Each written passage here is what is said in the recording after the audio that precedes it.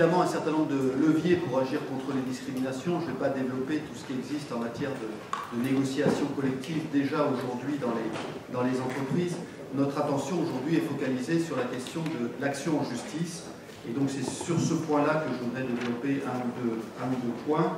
Alors cette action en justice, qu'on se comprenne bien, je pense que l'action en justice n'est pas suffisante pour régler les discriminations, mais je pense qu'elle est nécessaire. C'est-à-dire que nous avons besoin d'une jurisprudence en matière de discrimination, et nous avons en particulier besoin de construire une jurisprudence en matière de discrimination raciale. Alors pourquoi? Eh bien parce que les décisions de justice, en fait, elles règlent les questions, on peut le souhaiter en tout cas dans un certain nombre d'affaires quand même. Elles règlent les discriminations qu'ont subies des personnes, mais ces décisions de justice, elles ont également une dimension pédagogique. C'est-à-dire que les décisions de justice, elles vont, quand elles sont bien rédigées, quand elles sont bien motivées, elles vont nous permettre de déconstruire les processus discriminatoires. Autrement dit, de travailler sur comment, en fait, on discrimine dans l'entreprise.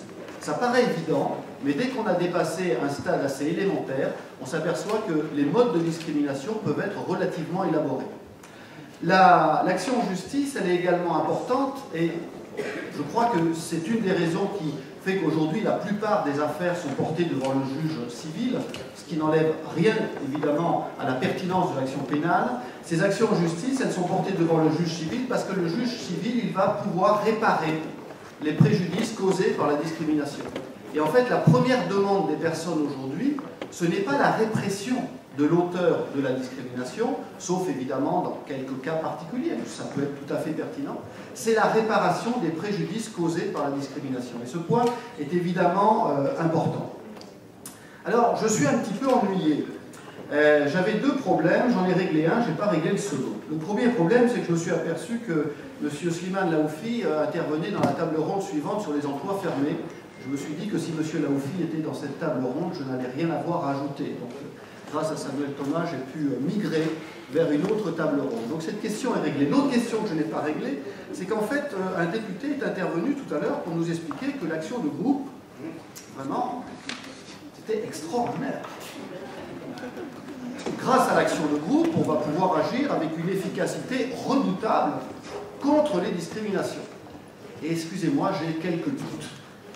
Alors, cette action de groupe, comment dire, est un progrès du droit, mais c'est un progrès à minima. Examinons quelques éléments, sans aller trop loin, puisque je crois que nous n'en avons pas le temps. Malheureusement.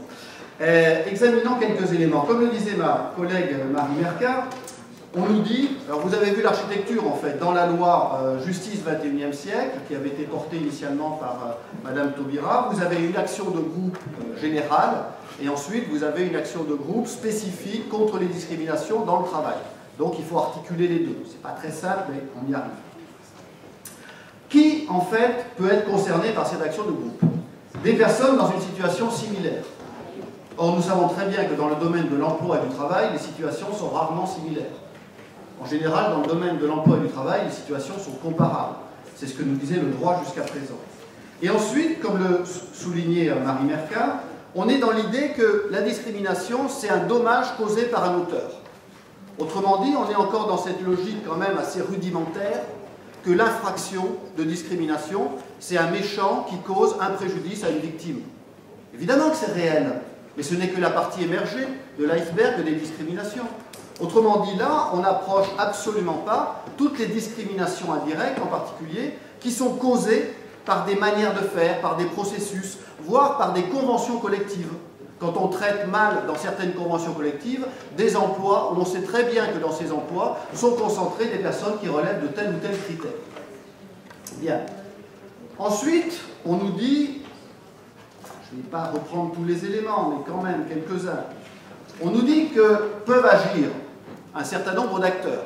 Les organisations syndicales, elles sont évidemment parfaitement légitimes à intervenir, les organisations syndicales représentatives. Mais on ne comprend pas très bien pourquoi on a minoré la capacité d'action des associations. Les associations ne pourront mettre en œuvre l'action de groupe que pour la discrimination à l'embauche, et pas pour la discrimination dans l'emploi.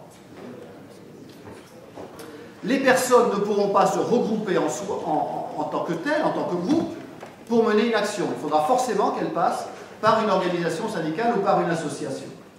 Et puis, il y a un élément, je ne sais pas s'il a été bien noté par un certain nombre d'acteurs qui ont travaillé sur le processus législatif, mais on nous dit que l'action de groupe va permettre de réparer les préjudices nés après la réception d'une demande de réparation. Demande de réparation postérieure, évidemment, au vote de la loi. Donc c'est une action de groupe contre les discriminations qui vont avoir lieu maintenant, pas contre celles qui ont déjà eu lieu. Donc là, il y a une difficulté. On prévoit une procédure où en fait il doit d'abord y avoir une demande de réparation interne dans l'entreprise, une discussion. Une discussion, c'est pas très juridique. On aurait pu parler d'une consultation des élus, on aurait pu parler d'une négociation collective. Une discussion, moi en droit, je ne sais pas très bien ce que c'est. Et au final, et j'en resterai là sur ce point, on nous dit qu'en fait, il y aura une réparation forfaitaire, et qu'ensuite, si on veut une réparation complète, il faudra saisir un autre juge. Et là, il y a une véritable difficulté. C'est qu'en fait, vous voyez la question, en fait, ce régime juridique, il est décalqué sur le droit de la consommation.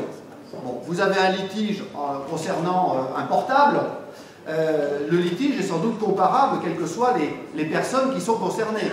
Mais si vous avez un litige en matière d'emploi ou de travail, votre litige, en fait, il dépend très largement de votre qualification, de votre historique dans la profession, dans l'entreprise, etc. Autrement dit, il y a besoin d'une réparation intégrale, une réparation supplémentaire. Or, pour le moment, en l'état actuel du texte, on est simplement sur le niveau d'une réparation forfaitaire. Donc la question qui me taraude, en fait, c'est comment les personnes vont-elles obtenir la réparation intégrale des préjudices sur le terrain du travail et de l'emploi avec cette procédure. Le texte, me semble-t-il, ne le dit pas. Il semblerait que la personne, après une première action devant le TGI, soit obligée de saisir le Conseil de prud'homme pour obtenir la remise en l'état, c'est-à-dire la réparation intégrale. Alors, pour terminer sur une note un tout petit peu plus encourageante, qui n'est pas de malentendu, je crois que l'action de groupe est un progrès. Je crois que c'est un progrès, en l'état actuel du texte, assez minimaliste. Je viens de terminer également une étude de jurisprudence sur les arrêts qui ont été rendus au cours de ces 15 dernières années en matière de discrimination dans tous les domaines. Et je crois qu'il y a un certain nombre de choses qui sont importantes à noter, notamment en matière de discrimination raciale. Si on regarde la jurisprudence en matière de discrimination dans l'accès à l'emploi, eh bien on constate que même si le nombre d'affaires est limité, le juge aujourd'hui utilise des données quantitatives. Vous savez, on a eu des débats passionnés, passionnels, parfois très théoriques sur la question des statistiques ethniques. Je ne parle pas de statistiques ethniques. Je parle de la possibilité d'utiliser des données quantitatives pour faire la preuve de l'existence de discrimination, notamment de discrimination à l'embauche. Je ne vais pas citer les noms des entreprises, mais on a eu une entreprise sur Paris qui a été condamnée par la Cour d'appel au pénal pour discrimination raciale à l'embauche, et on a une grande entreprise à Toulouse qui a également été condamnée puisqu'elle recrutait des jeunes maghrébins ou d'origine maghrébine pour être intérimaires, mais qu'elle ne les titularisait pas en CDI. Et puis, et je termine sur ce point, Monsieur le Président, merci de votre patience.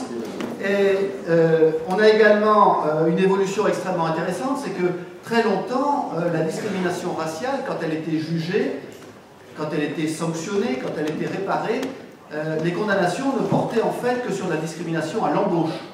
Or, désormais, nous avons des affaires de discrimination dans le déroulement de carrière, avec des personnes qui ont suivi des formations alors que ces personnes étaient salariées, ont obtenu des diplômes, n'ont pas été reconnues à leur juste qualification, et on a là deux affaires tout à fait emblématiques, extrêmement bien motivées. Une affaire dans la métallurgie, avec un jeune homme qui devient titulaire d'un DUT puis ingénieur, et puis un jeune homme dans une officine d'huissier qui ne parvient pas à obtenir le titre qu'il devrait avoir.